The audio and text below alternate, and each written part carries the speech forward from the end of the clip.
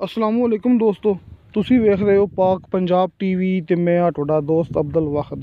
ਸਭ ਤੋਂ ਪਹਿਲੇ ਜਿਨ੍ਹਾਂ ਦੋਸਤਾਂ ਨੇ ਆਪਣਾ ਚੈਨਲ ਸਬਸਕ੍ਰਾਈਬ ਨਹੀਂ ਕੀਤਾ ਉਹਨਾਂ ਅੱਗੇ ਰਿਕੁਐਸਟ ਹੈ ਕਿ ਆਪਣੇ ਚੈਨਲ ਨੂੰ ਕਰੋ ਸਬਸਕ੍ਰਾਈਬ ਤੇ ਨਾਲ ਹੀ ਬੈਲ ਆਈਕਨ ਨੂੰ ਕਰੋ ਓਕੇ, ਤਾਂ ਕਿ ਸਾਡੀ ਅਗਲੀ ਵੀਡੀਓ ਦਾ ਨੋਟੀਫਿਕੇਸ਼ਨ ਤੁਹਾਡੇ ਤੱਕ ਪਹੁੰਚੇ, ਤੁਸੀਂ ਉਹ ਵੀਡੀਓ ਵੇਖੋ ਸਭ ਤੋਂ ਪਹਿਲੇ।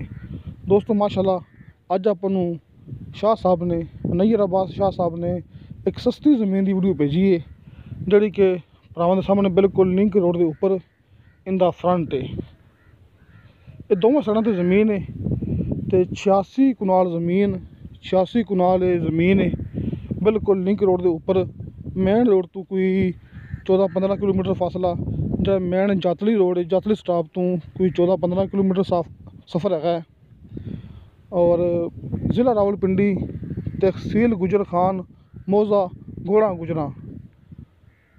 बाकी किसी मेरे भरा ना समझ लगी हुए जिस तरह तुम्हें पता है कि सामने स्क्रीन ते शाह साहब का व्हाट्सअप नंबर ते कॉल नंबर मैं लाजमी लिखता हूँ, ताकि क्योंकि मैं मौके पर मौजूद नहीं है तो डायरैक्ट तुसी शाह साहब नाल रब्ता करके ज़मीन की मुकम्मल मालूमात ते अपनी तसल्ली कर लो तो ज़मीन तुसी खरीद सको खुद अपने तहत अपनी तसल्ली मौके पर जाके।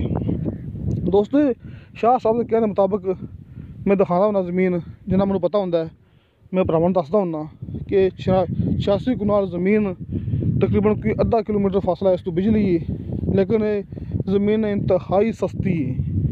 क्योंकि शाह साहब का कहना है कि जी ज़मीन हैगी है इत्थे कोई अपना कोई कैटल फार्म कोई फार्म हाउस इत्थे तुसीं अपना कोई कारोबार शुरू कर सकते जी अपनी किसी बिजली का इंतज़ाम वगैरह करके। बिल्कुल लिंक रोड के उपर किसी पासे कच्चा रस्ता नहीं है। माशाल्लाह 150 फुट शाह साहब का कहना है कि 150 फुट इनू इस लिंक रोड का फ्रंट लगता है ये 86 कनाल ज़मीन तो।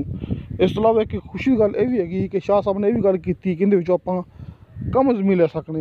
मिसाल तौर पर जिन्नी ज़मीन कोई दोस्त कहे मैं उन्होंने इहदे उन्नी ज़मीन लैके दे सकना। ये 86 कनाल दे विचों मैं शाह साहब का कहना है कि कम ज़मीन लैके दे सकना।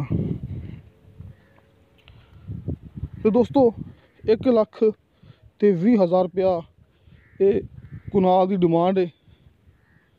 रावलपिंडी तो तकरीबन कोई 1 घंटे का सफ़र है, चकवाल तो कोई पौने 1 घंटे का सफ़र है। शाह साहब के कहने के मुताबिक 1,20,000 रुपया पर कनाल की डिमांड है। दोस्तों एक कनाल की 1,20,000 रुपया डिमांड है। कमी पेशी प्यार मुहब्बत हो जाएगा। बाकी कोई भी गलबात रह गई हुए इस ज़मीन के बारे च मैं ना दस चुका हाँ तो तुसीं शाह साहब के सामने दिते गए नंबर पर जोड़ा भरावां सामने स्क्रीन पर नंबर नज़र आ रहा है ये शाह साहब का व्हाट्सअप नंबर तो कॉल नंबर है। तुसीं इस ते रब्ता करके ज़मीन की मुकम्मल मालूमात भी लै सकते जी तो ज़मीन खरीद भी सकते जी। क्योंकि मेरा काम है कि थोड़े भरावां तक इनफॉर्मेशन पहुँचा देना कि फलां जगह पर ज़मीन सेल हो रही है। बाकी जो तसल्ली हैगी है तुसीं खुद मौके पर जाके करनी है कि ज़मीन किस तरह की है कि इहदे विच कोई मसला तो नहीं है। लेकिन मैं शाह साहब ने कहा कि इहदे विच कोई मसला नहीं है कि शाह साहब के कहने मुताबिक जी शाह साहब मैंने मूवी सेंड करते हैं उनके विच कोई मसला नहीं होंदा शाह साहब के कहने मुताबिक। लेकिन फिर भी मेरी भरावां अगर रिक्वेस्ट होंदी कि तुसीं मौके पर जाके लाजमी चेक करनी है अपनी तसल्ली करनी है। क्योंकि मेरी रिहाइश बहुत दूर है। मैं भरावां दसदा होना कि तहसील आरफ वाला ज़िला पाकपतन इत्थे मेरी रिहाइश है। बाकी ज़मीन मुकम्मल भरावां सामने तकरीबन कोई 20 कनाल दे विच ये टिब्बे हैं ने ये 20 कनाल हैगी उनदे विच टिब्बे हैगे ने। बाकी जिन्नी भी ज़मीन हैगी है वो सारी बिल्कुल पद्धरी बिल्कुल प्लान पई हुई है ये तुहाडे सामने। तुसीं इनू काश्तकार दी इस्तेमाल कर सकते जी शाह साहब के कहने मुताबिक।